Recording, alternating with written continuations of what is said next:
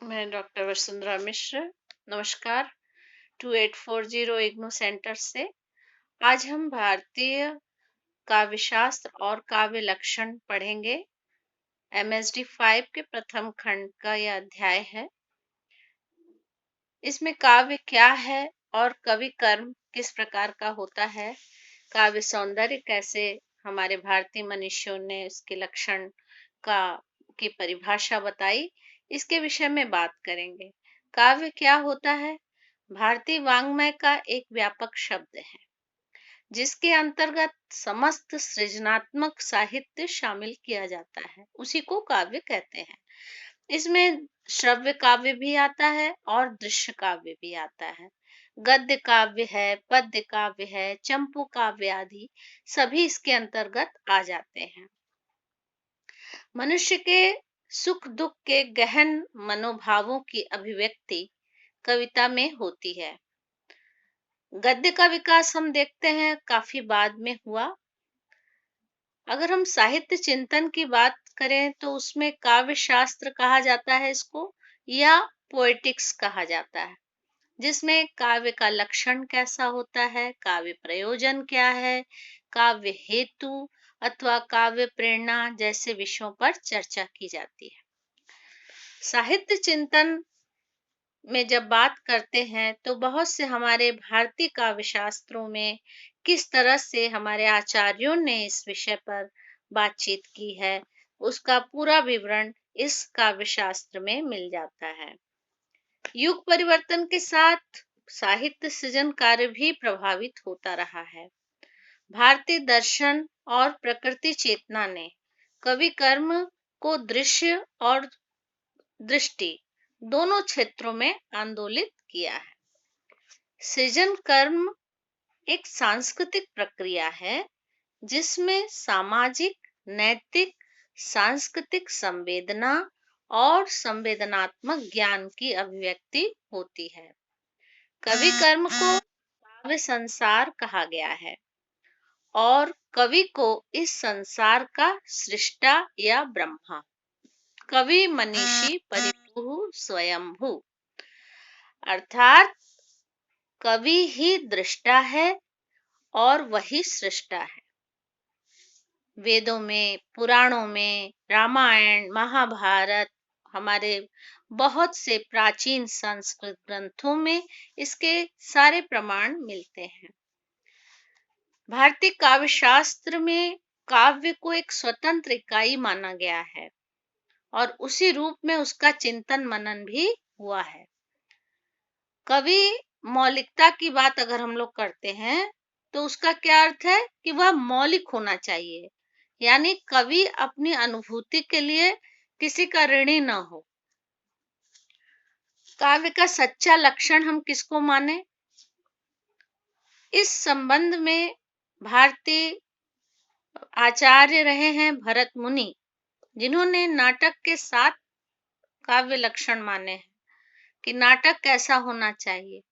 मृदु ललित पदावली होनी चाहिए, गहन अर्थ वाली होनी चाहिए, सर्व सुगम हो, युक्ति से पूर्ण हो, नृत्य और रस के भाव हो और संधि युक्तता लिए हुए अगर वह नाटक है तो वह सार्थक नाटक कहलाता है। रस चिंतन पर भी भरत हैं, भामा हैं, दंडी हैं, ऐसे आचार्यों ने बहुत विशद चर्चा की है।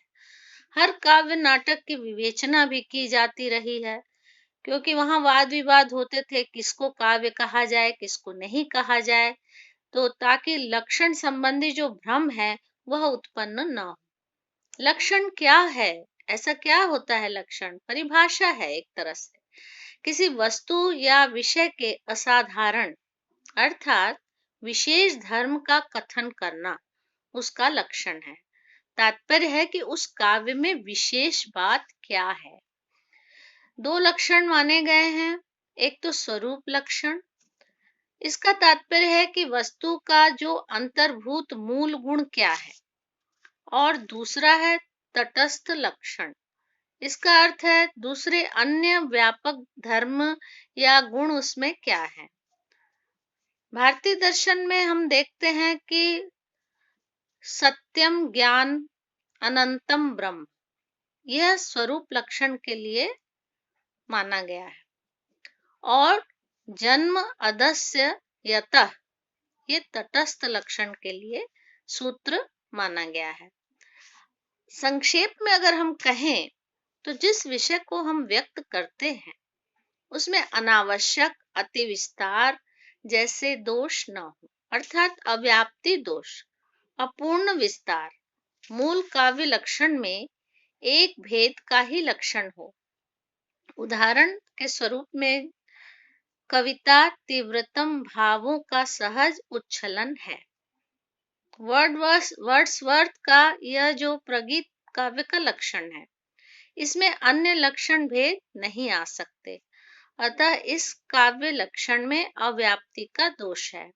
क्योंकि भामा आचार्य का मानना है कि शब्द अर्थ के सहभाव का नाम काव्य होता है, दोनों एक दूसरे में अंतर्निहित हो तभी वह काव्य कहलाता है। भामा कहते हैं कि लक्षण सूत्रबद्ध होने चाहिए, लक्षण में पारिभाषिक शब्द न हो, जैसे रस है, वक्रोक्ति, अलंकार आदि अगर बहुत सारे शब्द आ जाएंगे तो उससे कठिनाई होती है। लक्षण तार्किक हो, स्पष्ट हो, सहज बोध गम्य हो, और बड़े बड़े उसमें दार्शनिक शब्द जैसे ब्रह्म है, माया है, इस तरह के बहुत ज्यादा ऐसे शब्द ना हो जिनको सामान्य व्यक्ति ना समझ पाए, अर्थात अर्थ अमित अति आखर थोड़े, थोड़े से शब्दों में अपार अर्थ हो, ऐसे सूत्रों से संबंधित करके उन्होंने लक्षण की परिभाषा की है। जैसे गागर में सागर, सूत्रबद्धता का गुण ही लक्षण की शक्ति है। संस्कृत आचार्यों ने काव्य लक्षणों को अपने अपने ढंग से परिभाषित किया है। जैसे भामा आचार्य हुए, वो अलंकारवादी हैं, उनका ग्रंथ है काव्य अलंकार, उनमें उसमें उन्होंने लक्षण बताया है, शब्दार्थो सहितम सहितो काव्यम, शब्दार्थो सहितो काव्यम, माने शब्द और अर्थ दोनों का सहभाव अगर है तो वह काव्य है।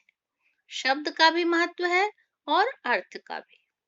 दंडी ने शब्दालंकार पर ही महत्व दिया था, लेकिन भामा ने विवाद किया इस बात पर कि काव्यात्व जो है शब्द में होता है या अर्थ में या दोनों के सहभाव में। बाद में पंडित जगन्नाथ को भी कहना पड़ा कि रमणीय अर्थ के प्रतिपादक शब्द ही काव्य होते हैं। इसी प्रकार हमारे दंडी आचार्य ने समस्त अलंकारों का उद्देश्य रस सृष्टि ही माना है।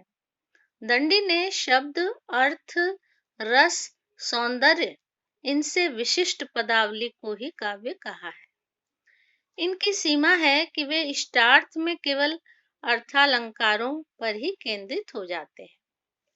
और एक आचार्य हुए वामन, जिन्होंने शब्दालंकार और अर्थालंकार से विशिष्ट शब्दार्थ को काव्य कहा।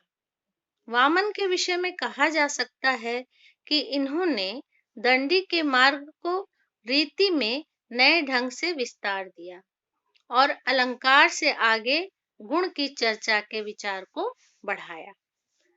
अलंकारवादी आचार्य रुद्रट, जिन्होंने काव्य का लक्षण के विषय में बताया, ननु शब्दार्थो काव्यम कहा, जिसमें भामा के सहितों को हटा दिया। वे कहते हैं कि काव्य शब्द में रहता है या अर्थ में या दोनों में, तो रुद्रट कहते हैं शब्दार्थ निश्चय ही काव्य है। काव्य लक्षण के निरूपण में चमत्कार में शब्द अर्थ, सौंदर्य को काव्य मानना आदि को लेकर बहुत विवाद हुए। और भी बहुत से आचार्य हुए, जिनमें हेमचंद्र, विद्यानाभ, बाणभट्ट, वाग्भट्ट, जयदेव आदि बहुत से आचार्यों ने काव्य लक्षण पर विचार किए। आनंदवर्धन, जो 9वीं शताब्दी में आते हैं, उन्होंने काव्य की आत्मा को ध्वनि से जोड़ा और कहा कि ध्वनि अलंकार और अलंकारे अलग होते हैं।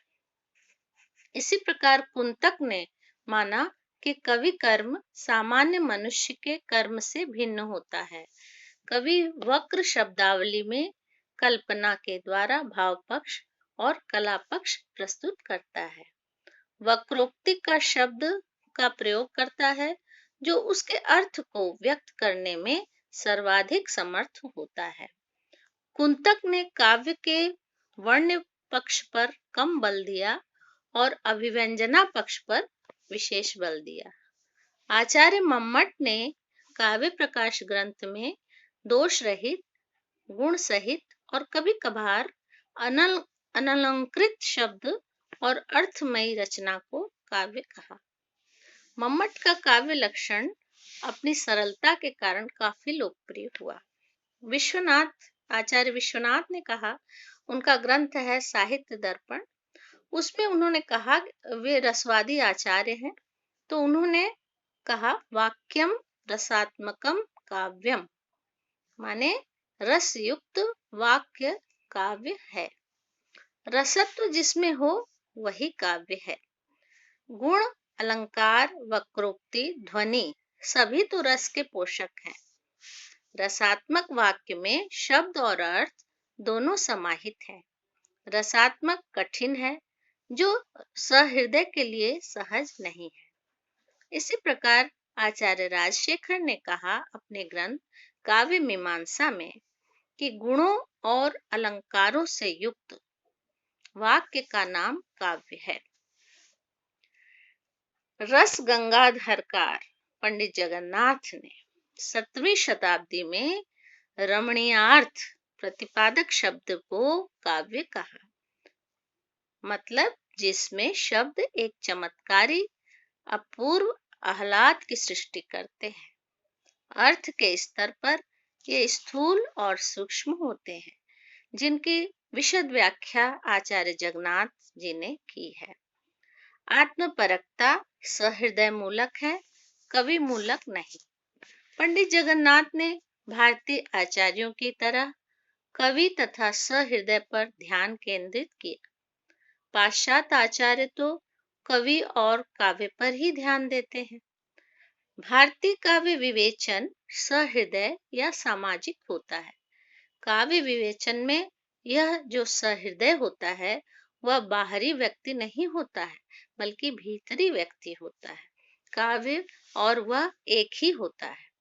हिंदी साहित्य के आधुनिक चिंतन में गजानन माधव मुक्तिबोध ने यह मत प्रस्तुत किया है कि गली के अंधेरे में उगे पौधों में भी सौंदर्य होता है। पतझड़ के वृक्षों में भी एक तरह का सौंदर्य होता है। बौद्धिक अनुभूतियों से प्राप्त सौंदर्य की चरम परिणति रसात्मक नहीं होती, चैन तोड़ने वाली होती है। हर संघर्ष का अपना एक सौंदर्य होता है। हम देखते हैं कि सभी ललित कलाओं का सौंदर्य इसमें आता है, चाहे वह मूर्ति हो, वास्तु हो, काव्य कला हो, संगीत हो, सभी में यह सौंदर्य हमें दिखाई पड़ता है। भारतीय आचार्यों का जो यह काव्य सौंदर्य बोध है आज भी विचार करने योग्य है। तो आज बस इतना ही, अगली कक्षा में फिर मिलते हैं। धन्यवाद।